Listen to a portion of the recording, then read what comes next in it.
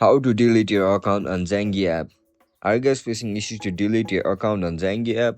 If that's so, then this video might help you out. Without further ado, let's get started. First of all, open Zangi app on your mobile device. Once you open the app, now log in into your account with your registered email and password.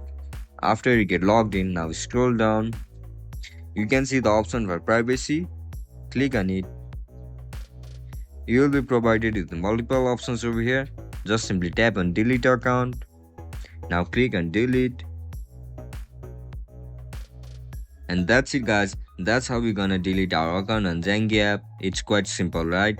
If you guys found this video helpful, don't forget to like, share and subscribe to our channel. See you in the next one. Bye bye.